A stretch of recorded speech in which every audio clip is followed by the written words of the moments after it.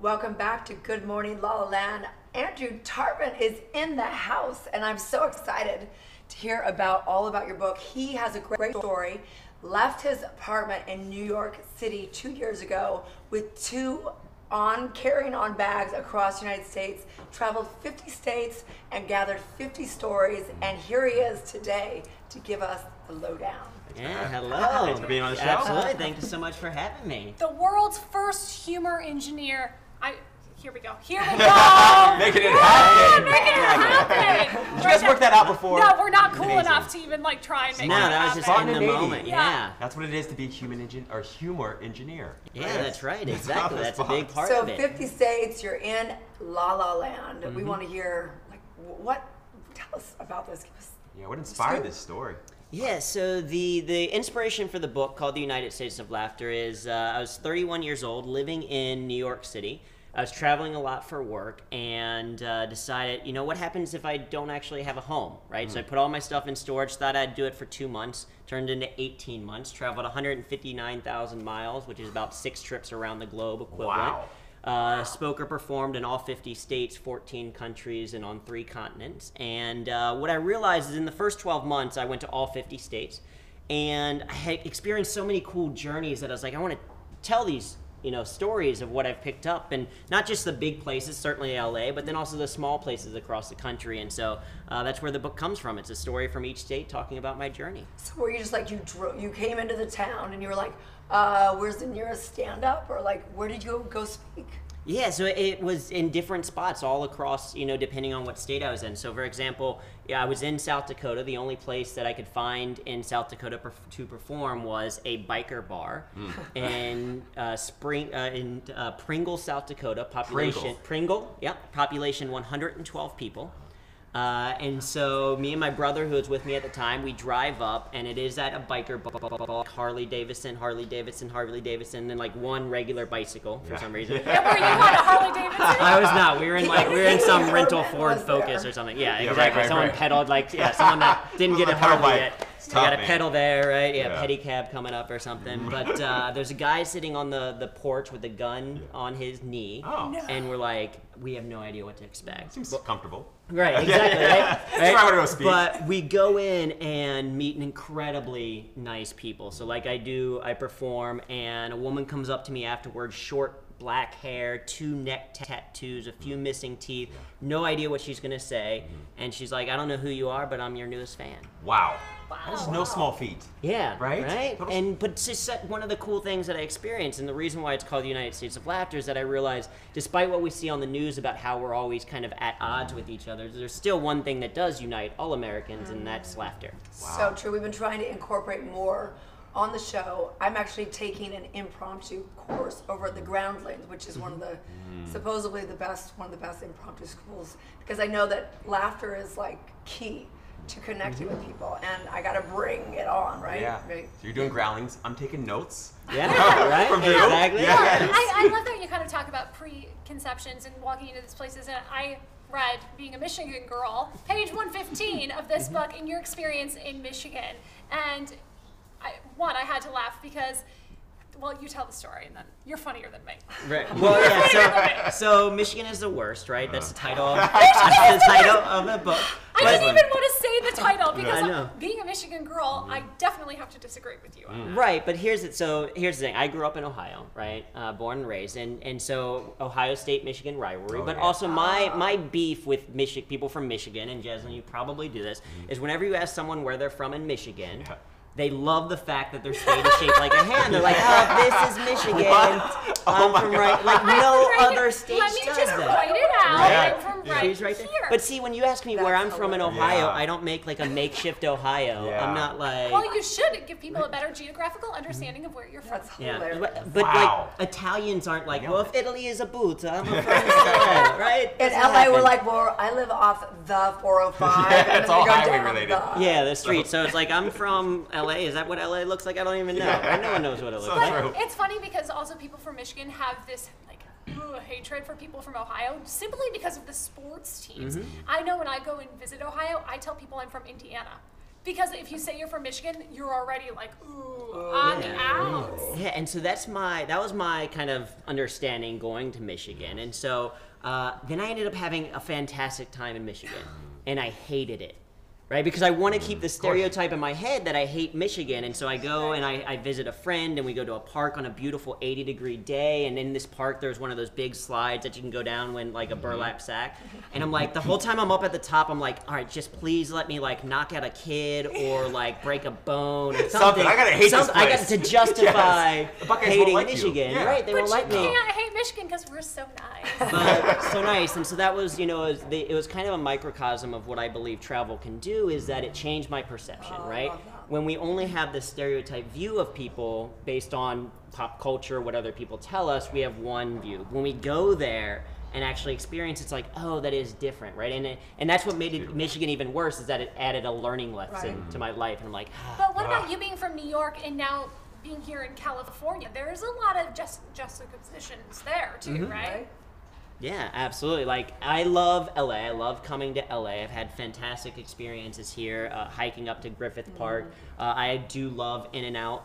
Some good content around here for Yeah, humor. for absolutely. sure. Lots Yeah. of content, interesting people that you meet. But I also love New York. And I joke, I was like, I'll move to LA potentially when self-driving cars are a thing. Right. Well, Right? there When you I go. don't have to deal with traffic. Right? So true. So we So want to true. know like some tips today. I want to know like how can we bring impromptu into the show? Yeah, how do you Give us add some impromptu tips. to your life? Right. Yeah, You know, how do you keep it absolutely. Well, funnier? so that's what I do for a living. Is now I have a degree in computer science and engineering, and I've always been an engineer and very much a nerd. And then I started doing improv and stand up in college, and that taught me human skills. Right, because I've always been good with computers, not so good with people, because people have emotions and feelings. I know, they're right? messy. People are Right? messy. Yeah, they're not No. efficient Right. at all. Yeah. Right? Yeah. But turns out that humor is effective with people, and so I started to explore that intersection of humor in the workplace, improv, and business, and that's what allowed me to travel. Was doing all of this. That's what I do for a living. Is I talk and work with organizations on that, and I teach people because I believe humor is a skill. Yeah.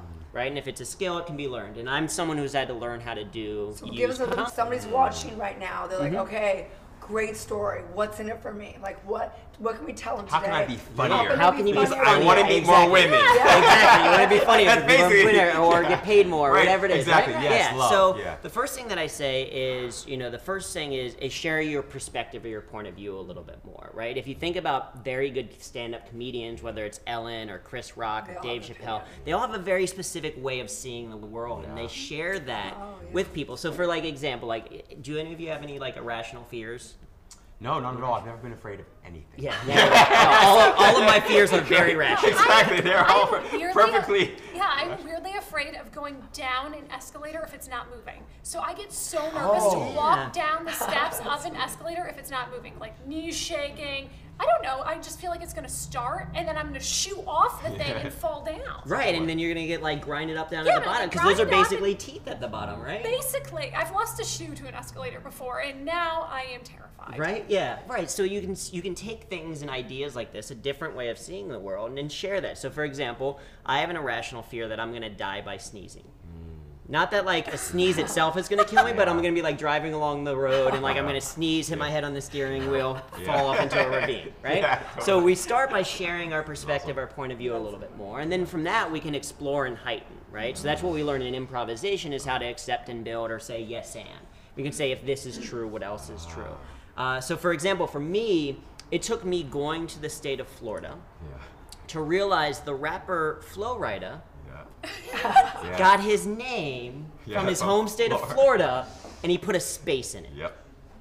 Right? That blew my mind. I don't know if you guys mind knew right that. That blew my I don't mind. get it. Yeah. Flo Rida. Florida, Oh, space in it, okay. Flo Space. Rida. Oh, Right? He wow. got his Okay, name, got Flo it. Rida. Yeah. So in comedy, we can say if this is true, what else is true? We can say, all right, if it's true that you can create like a brand name by putting a space in it, what else could be true? Like I feel like other places should do that, right? Like I think there should be a Hispanic travel agency in Dover called De La Ware. Right? Or there could be a female internet detective in Biloxi who's married who goes by Mrs. IPPI. Okay, I Right? like If it. this is Just playing true, words. yeah, exactly. If Yeah. this is true, what else is true? Take one concept and then build it. And then the last step is practice and repetition, right? We get better through practice and repetition, right? That's true Right. for anything. Like, I Absolutely. don't know if have you guys ever experienced where like you're in a meeting or in a conversation or like meeting someone, and then like a couple hours later you're like, oh, I should have said this. It happens Oh my God, every all the single time. day. Every single day on the show, I rewatched it and I was like, oh, where was I on this one? Yeah, I could have said that. That's actually a Yeah. good thing. It's something called staircase wit. The idea like you're in a meeting and then later in the stairway you think of it. But what it means is that you have the comedic instinct. And then through practice and repetition, what you do is you take that ha-ha moment, realization happening 4 hours later, to only 3 hours later, to only 2 hours later, to only 10 minutes, to then happening in the moment, right? And that's why we say that reflection on the past leads to action in the future. So it's like a muscle. Like It's if we have to like constantly be thinking and like you train your mind. Yeah, you train your mind. You create kind of a humorous kind of point of view or perspective on the world. Like in some ways, I think about it like we say that an optimist sees the glass as half full, pessimist sees the glass as half empty, an engineer says that the glass is twice as big as it needs to be. Right. Right? But a humorist says whether it's half full or half empty, I know that if I add just a little bit of sugar, that could be Kool-Aid.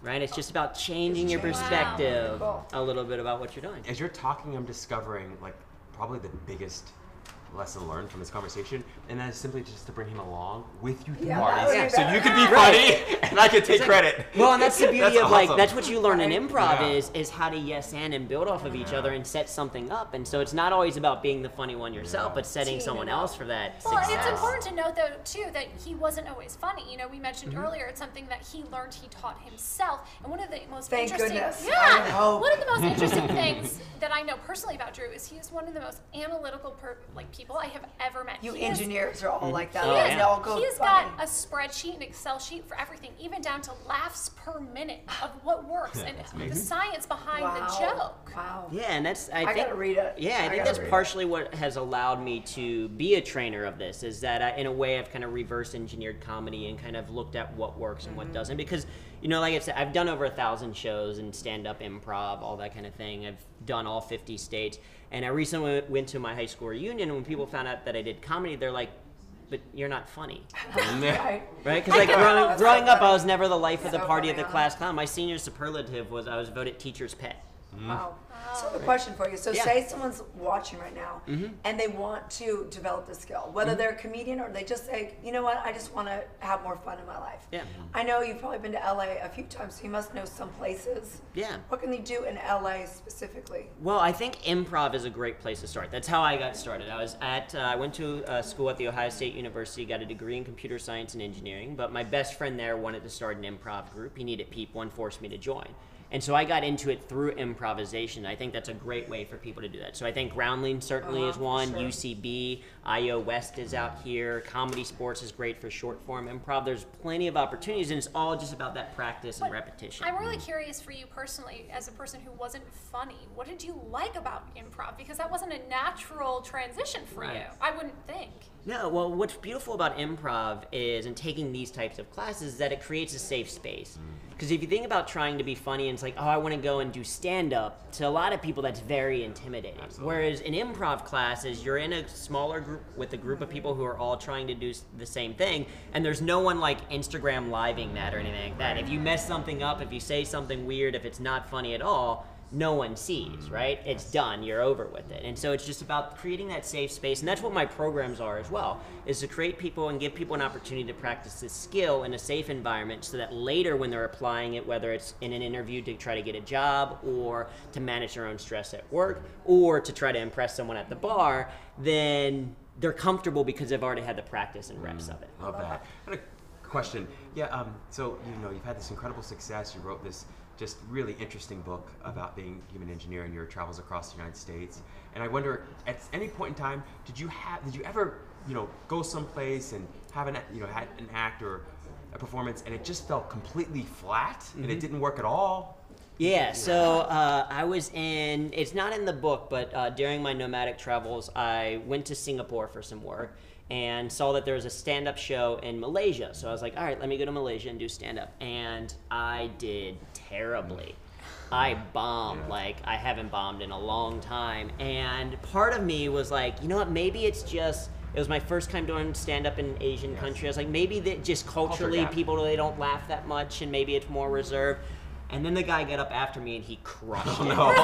He no. nailed it. Oh, no. He was like one of the funniest Yeah. people like I've ever seen. And his funniest joke was him making fun of my Oh set. no. That's the no. hardest. How'd you feel? Yeah, It was like, felt great, right? yeah, oh, yeah, it felt fantastic. I was like, I gotta keep doing. Give me more of that. Yeah. Wow. But what I made the mistake of assuming material that works in Europe would work in Asia. I didn't yeah, understand right. my audience, and one of the things about humor is that's really important is understanding who your audience is, what they know, what they need, what they expect, and your relationship to them. Like how are you That's such a great point. perceived? So Wow. speaking of that exact thing, we want to do a segment called That's So LA, which is really speaking to the audience of Los Angeles. So I was wondering maybe you could take us through an exercise.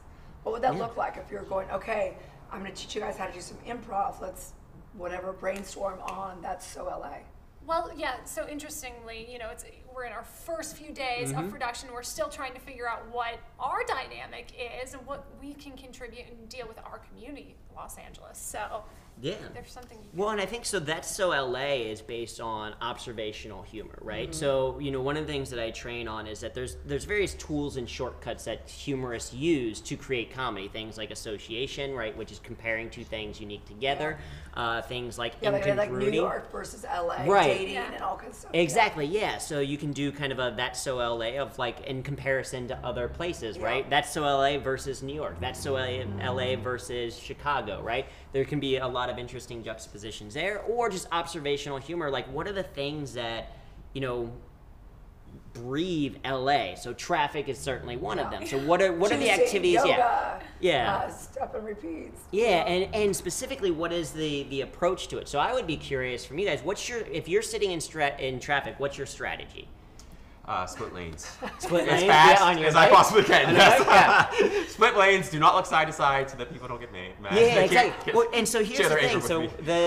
the story from Massachusetts is called Scientifically Justified Road Rage, because there's a lot of ways that people drive that actually aren't the most efficient ways to drive. Like, so for example, if you're driving down the highway and you see one of those like left lane close merge, Yes. it's actually scientifically more efficient for everyone if you stay in that lane until you have to get over, right? But instead, people start to get over and you cause this big, traffic jam. And so it's like understanding that we as humans are terrible drivers, which is why I look forward to the self-driving revolution, because then we don't have to deal with it, right? So I think understanding your approach. What's your approach in traffic? Mine is like, let me see how much education I can get done while I'm in the hour of traffic. So I turn on like a YouTube educational Yeah. thing that I want to hear. I make the call that I want to. So I do like how can I make this the best use of time? Absolutely. So I think one of the things that might be so LA is that your most productive time is sitting in traffic. Yeah, totally. Right? It's so Yeah. LA that your car is That's more actually- productive yeah. than your office place. Yeah, that's Right? awesome. That's an LA thing. See? Right? So you can explore those observations, and again, it comes from sharing that point of view. What do you Right. do? What's your traffic strategy? This is terrible. I get ready. So between here and there, and in my car, I have this little Fiat. I have got probably 4 pairs of shoes. I've got a closet She's full like of clothes. And rinsing her yeah, arms. no, I've She's got like- exactly. I made a little YouTube video about it. I've got the deodorant. I'll put on my makeup because not while I'm driving, but there's a lot of stop and there's a lot of pause. So I'm totally getting myself Right. ready to go. Right. So if not for traffic, you would look terrible everywhere you went. Absolutely. Right? So that's a benefit of so LA, right? It's so LA. Absolutely. So we don't have much more time. But first, I just want to say thank you so much for coming on. But what do you think? Last tips for people in LA. What do? I go out to name those places real quick again. Yeah, so UCB, Groundlings, Comedy Sports, IO West are all great, fantastic places. Certainly go and experience comedy a little bit more. You kind of can learn through a little bit through osmosis. But the biggest thing that I talk about in all of my programs is that, positivity, humor, all these things ultimately come down to a choice. Right? You decide every single day about how you're going to approach your work or how you're going to approach life. And so in the context of work, what I talk about is like, no one can control how you think. Even if you're in an environment where you don't think that you have the skill set or you don't think that it's welcome, no one can control how you're thinking about things. No one can prevent you from listening to a comedy podcast while you're stuck in traffic as a way to relieve stress. Or one of the things that I do when I'm going through emails is I start to read each of the different emails in a different accent in my head. Right? And are there That's awesome. good podcasts or newsletters or things that you recommend for people? I mean, The there's book, tons of them. The United States of Laughter, Yeah. right Right? here. Yeah, there is an audiobook version of this. So if you want me to read you stories in the car, because I read it, pick up the audiobook. And there's tremendous amounts. There's comedy just about anything. But certainly if people want to learn more, find out more, get personal recommendations, happy to make those. They can just kind of reach out and happy to share those. But just find the things that you like, right? And where can they find you online? So you can find me, Drew Tarvin, on social media, whether that's Instagram. I tweet puns like pretty much every day. That's I love wordplay. So if you want puns, at Drew Tarvin. Same thing on Facebook, or you can find out more at andrewtarvin.com. Awesome. Well, I'm going to have to definitely hit you up on giving some feedback as I get into my improv. So you can find his book, The United States of Laughter. And so looking forward to it. Anything else Yeah. to say? No, thank you just so Yeah, much for the absolutely. laughs. Let's do that handshake again. This, Wow. boom, we'll explode it. There Can't we even go. follow that up, man. Yeah. Let's keep it simple. Here we go. Yeah. Oh, Here we okay. go. Here we go. Nice. Yeah, Well exactly. done. Well done. Very Thank professional. you so very much for professional. making us laugh this morning. We Thank you really so much. appreciate it. Yeah, thank you for having me. It's going to be a good morning, La La Land. Stand by.